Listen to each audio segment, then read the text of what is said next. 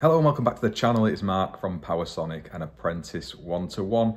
We're going to have a look at some outdoor locations and some of the considerations we need to take account of as installers, because I've been thinking about this and it's getting way more complex with every passing week. Now we're seeing the drive to put battery storage system outdoors. There's obviously the historical stuff with electric vehicle charge points and all the usual electrical stuff that we've had on our homes outdoors for years and years. So we're going to dig into it, see what it's all about, and try and explain at an apprentice level, because I realise most electricians out doing this will be aware of it, what the considerations are, and how we need to formulate a view on the way we select and erect equipment. So first up, we'll have a look at this ICS charge point. Brilliant charger that we use at our Apprentice 1-to-1 Academy here, and it's mounted to a steel framed building. Now obviously the charger has pen fault protection built in, it has the RCD protection built in as well, but I've made my views on that well known regarding the requirement for 61008 and 61009 in advance of that, so we have those as well. So we've got RCD protection leading down to this from a distribution board that is inside the equipotential zone. Now outside today it's raining, the ground is very wet. If I was coming into contact with this, I would be at very limited risk. There's plastic casing, there's the RCD protection, there's the pen fault protection, limited exposure. Now if this had gone into a fault state, the typical behaviour of these is to alert you in the app, say there's a problem, and to reset the power to try and clear it. And that's usually done via the overcurrent protective device in the consumer unit. So if we were to view this in a commercial environment as I am now, obviously the switchgear is inside, because commercial premises it hasn't caught on yet to start installing consumer units in an outdoor location. But if you imagine this was a domestic property and we had a meter cabinet somewhere here and an outdoor consumer unit, now as we've said, this has RCD protection, this has pen fault protection. Me touching it, interacting with it, the risk is very, very low.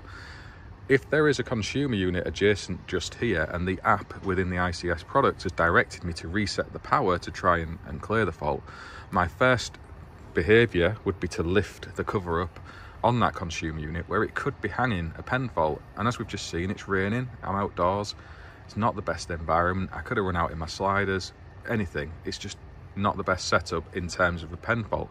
And also, we're running straight off the main service head, where we're going from the main service fuse as our overcurrent protective device, and we can have up to 5 seconds disconnection time on a TN system in that situation.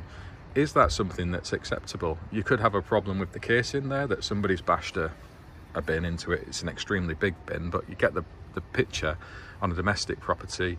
The tails have become dislodged, they've maybe come into contact with the enclosure, there's no RCD protection. The consumer again could come into contact with it and receive an electric shock. For me, it seems very, very unsensible. Now obviously with the steel frame here and this commercial premises, you could interact and touch with that when there is a pen fault present. All of this metallic work is bonded back to the main service, as is your gas pipe and your water pipes. The difference being that the probability of interacting with that during a pen fault occurring is relatively small. You're not being directed to go and interact with it at the time there could be one present. It draws me back to this product and the way they behave. When they are pulling out those issues and sending you to reset breakers, you're being directed to the location those things could be at play. So it's something we really, really need to think about and get a handle on. I do not like these metallic outdoor consumer units at all for that reason. We'll speak a little bit more about that inside in just a minute. So we've come inside to our consumer unit, and obviously most domestic premises would have the lids onto these. This is all isolated. It's a work in progress at Apprentice 1-to-1. But again, if you were resetting these now, we're inside the equipotential zone. Our exposure to any danger in terms of a pen fault is mitigated.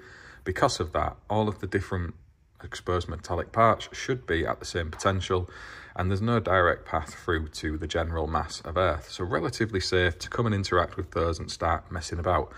Less concerned with that. It's why we put switchgear in an indoor location.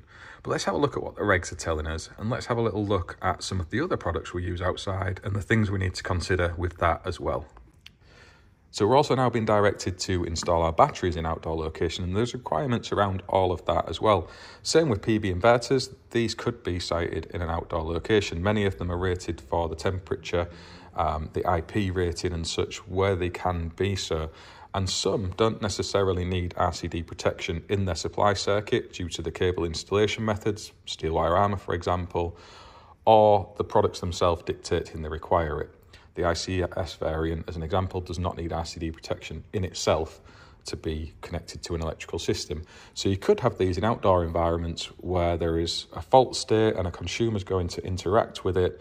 They're stood on the massive earth, and there could be a potential issue there for them. Now, if it's just a hybrid inverter, generally there will be elements of RCD protection built into the product itself, and equally, usually the supply circuit arrangement leading to it would dictate there is an RCD in there as well, hence the development of bidirectional RCDs.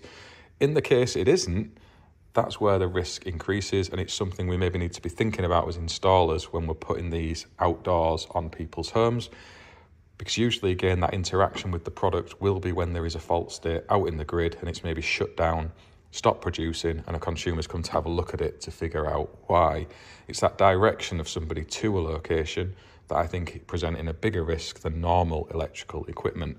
Now, if we've got a battery on the system and we're using it in island mode, generally there will be an electrode as part of the installation, so some of the risk is mitigated due to that in the ways that would have been the case with an EV charge point pre-pen fault detection, where we'd fit electrodes to try and cover that off. So it's less of a concern there, but not totally irrelevant. So it's one of those we do need to be aware of and thinking about in terms of RCD protection and also pen faults. So again, there's loads of other electrical equipment that's outdoors. I'm thinking of air source heat pumps, for example. They go outdoors by default because that's where they need to be. But again, it's that probability of interaction. When there is a fault in the grid that could be a pen fault, for want of a better example, you're unlikely to then be directed that product to interact with it. If you are, it's generally via a plastic rotary isolator switch. So the risk isn't severe, and that same principle applies for an outdoor light, for a gas pipe. The danger, if you come into contact with it during those times, is just the same, but it's the probability of you interacting with it, because there's no app telling you to go outside and start resetting your breakers, if that makes sense. And generally, they would all be RCD protected. Certainly if they're newer installs that you're putting in today, if you want to put an outside light in, outdoor socket, or whatever, you're going to have to be RCD protecting it. Those circuits are going to have to disconnect within the time frames applicable for that, for both fault and additional protection. So the risk there is less as well. We're kind of trying to control that and reduce it, which is sensible. And often we see examples of other special locations. I'm thinking of marine environments and caravan parks. If we look in Guidance Note 7, special locations, this is the blue edition, but the same principles apply. You'll see that they're actually aware of the risks I'm talking about in those locations.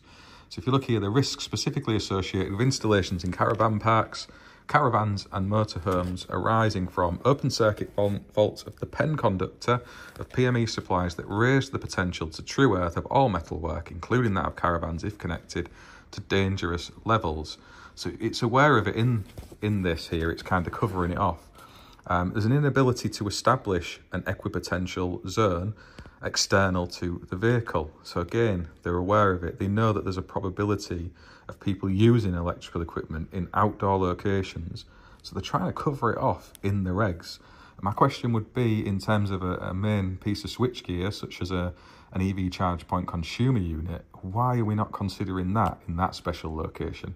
But we'll come back to that later on. If you look down here, it says there's a prohibition of the connection of exposed and extraneous conductive parts of a caravan or motor caravan to a PME terminal. The protective conductor of each socket outlet to be connected to an earth electrode, and the requirements of regulation 411.5 for a TT system to be complied with. It then goes on to list RCDs and double pole isolation switching within the circuit breakers in a caravan. Now, if we look over here at 7.5.1, this is supply systems. So this is talking about the ESQCR, which is basically the supply requirements that the DNOs and such have to follow. It says here, the supply system to the permanent buildings of a caravan park can be PME, TNS or TT, and consideration should be given to the earthing and bonding of amenity buildings such as toilet and shower blocks. The supply system to caravans is limited to TNS or TT. The ESQCR prohibit the connection of PME earthing facility to any metalwork in a leisure accommodation vehicle.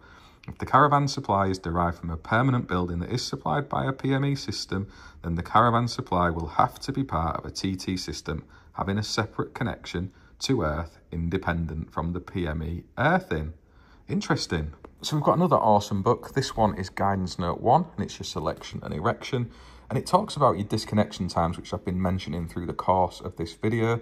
So if we look here, that our maximum disconnection times for a distribution circuit and for a final circuit over 32 amps, not covered by the above, which is basically talking about your socket outlets and such. You can have 5 seconds for a TN system and 1 second for a TT. So that's the maximum amount of time a fault will hang before it has to clear. So I'm going to reference in an awesome resource from Schneider Electric, and this is separate to the issues around RCD protection, pen faults and such, and it's to do with pollution degree rating. And this is something I've banged on about for a while because we often ignore it as electricians. You should be able to see it behind me here now. Now, if we're talking about pollution degree ratings, there are 4 specific categories within 60947-1, and that's degree 1, which is basically no pollution or dry, non-conductive pollution occurs. So that's talking about an indoor environment where you're unlikely to have any kind of dust, moisture and such. It's dry, basically. So if you've got pollution degree rating 1 product, that is what it must do. Pollution degree 2 is normally only non-conductive pollution occurs. Occasionally, however, a temporary conductivity caused by condensation may occur. So again, that's saying that, it might get a bit condensated from time to time, but it should largely be dry. And most of your circuit breakers to 60898, which is also the RCD aspect for your 61009s, unless they meet dual standards, they will fall in pollution degree category 2. Super important if we're putting them outdoors. Pollution degree category 3 is basically another step up again, where it says you may have non-conductive pollution occurring, which becomes conductive due to condensation, and conductive pollution can occur. So it's saying it might get a bit wet and dusty, but it's not necessarily outdoors.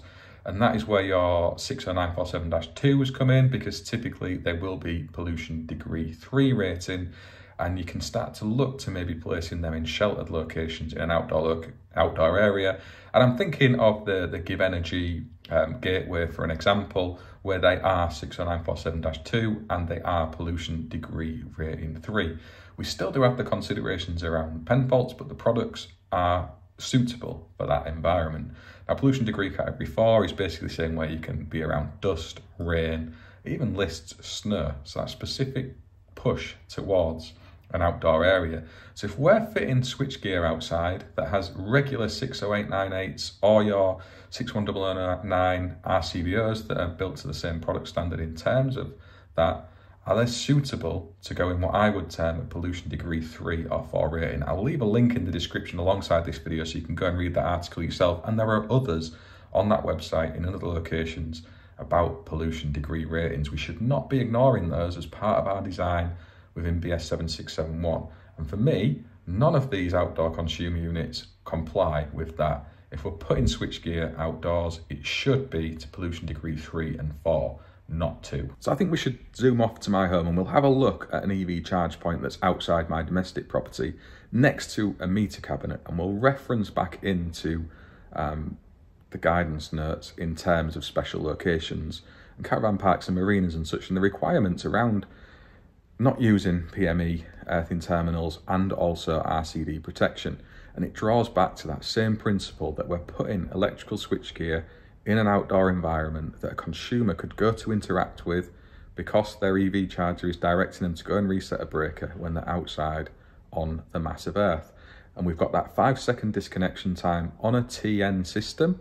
We've got the potential that that is wired into a PME earthing terminal, and those factors all combined together seem to me to be very unwise. But let's go and have a look, and please do drop your comments in through the course of this video to let me know what you think as well. So the superstar Jamie Blayton has covered outdoor switchgear quite extensively on his content. It's where I first started looking at it.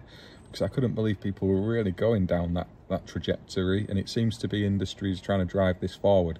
So I'm going to set out through this video some of the reasons that I make Jamie right and my views on it. We can see an example down here of an outdoor solar inverter, and we've made some specific requirements for that. So I'm going to spin you around because it's a little bit of a tight space, and I'll show you what we've got. So you can see the kind of weather we're faced with here. This is standing water. There's lots of debris falling on top of this isolator, so don't do top entry. You can see the guys have dropped down. Little stuffer in the bottom of the conduit into the bottom of the DC isolator, which is immensely important with any PV system if you ever want a prospect of isolating the cabling into your inverter. Another topic entirely. However, this is an earth case. You'll see it's got a metallic part on the back. I'm stood outside on the massive earth. It's still raining, and I've even popped my good lady's sliders on to come out and do this. And I'm not concerned, because for those of you who've watched the content on this channel already, this is on an earth electrode of some scale, and we have separated that from the PME out here. So we are just on an earth rod. That was kind of factored in for other reasons, but we would have done so anyway with an outdoor solar PV inverter. And you can see all the switchgear, same for your air source heat pumps, are all plastic construction. And it's generally the same on those caravan parks as well, plastic construction. Let's have a little jump inside the shed and see what we've got in there. So you'll see in here we have a metallic consumer unit. However, we're in a timber shed. We are on earth electrodes, and I have no concern with that. I wouldn't be too fussed about the PME necessarily being down here, because the consumer unit is inside a wooden enclosure. The floor's wooden, insulated from the massive earth, and it's unlikely for someone to be interfering with that while they're stood out in the wet. Inside of here, we've got MCBs, as you will see, because up front to this installation, we have an RCD on the cable feeding down to here. And that was to cover off the supply circuit running out to the shed, even though it is steel wire armour, and the fact we don't have a great deal of stuff that's going to be leaking an awful lot of current down here, and we're well under that 9 milliamps total, even with the solar PV system up there running, or not running, as the rain dictates. So this is a really good example. We've got the wall box here, fantastic little charger. It's plugged into the van at the minute, and you can see the meter cabinet here. This is electric, that's gas. It's all in local vicinity. It would be a really easy win to stick an outdoor consumer unit on here. However, if I did that, we'd be relying on the overcurrent protective device from the main service head. This is a PME supply. Those tails leading into that metallic enclosure could disconnect up to 5 seconds, and you know, the reality is it would disconnect much faster if it was a live to earth fault onto the casing and it was appropriately earthed. But we'll speak about that again in just a little minute too. And equally, if this went into a fault state, it detected a pen fault, the inbuilt pen fault protection, again, plastic case, pen fault protection, it would direct you to reset the breakers. They're out here, it's wet today, it's raining, I can't always promise I wear appropriate footwear. So there's that aspect of things. And equally, you can see the bins here. I'm not a brilliant wheelie bin driver. I crash into stuff I shouldn't all the time. These is an example. The gate is another. The kids bring their bikes in from the shed, in and out down here as well. They could be impacting into it. Now, if the earth connection within that enclosure dislodges, or one of the tails, line or neutral, dislodges and comes into contact with the casing, even if it was to clear the fault in an appropriate space of time, we're allowed up to 5 seconds. There's no RCD protection. I am not happy to accept that on my own home with my own kids knocking about, and I certainly would not be doing that in a consumer's property. For the way that these kind of things work and notify a potential dropout in the grid, which could be a pen fault, super rare, 400 or 500 cases a year, but it happens. We've had them on jobs of ours. I've had experience of them. It does happen. And also the issue there. The pollution degree rating, you can see it's raining. It's outdoors. It's certainly not dust, water free. If I was selecting some equipment to drop in an enclosure straight on the wall here, I would be looking for pollution degree 3 as a minimum, 4 ideally. If I was placing it inside something like this, so the fiberglass box, you could argue potentially for a 2. The main meter in there would be as well. I'd be less upset about that in terms of that aspect, but obviously we've got the rules around putting stuff in meter boxes. If you do really have to fit an external consumer unit, I think plastic is infinitely safer, but it's much less robust to potential damage, and then you have all the issues of IP in moisture ingress due to that. There's no simple solution other than going back to the main consumer unit, which we did with this. Just to mention diverted neutral currents, did a video down here a long time ago. When you are working as an electrician replacing a consumer unit, or you're doing a ZE measurement and you've deconstructed the earthing system, being aware of diverted neutral currents is no bad thing. I use my little clamp meter here from TIS, the 570, absolutely brilliant for your leakage currents, and also to keep an eye on any DC blinding that might be at play. Really useful tool.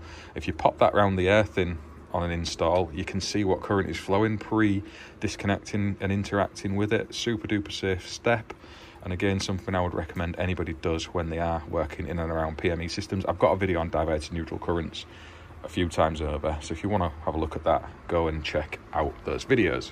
So to close this off, in the words of my good friend Jamie Blayton, now time for some electrical content. I can't say I'm over enthusiastic about licking any electrical switchgear.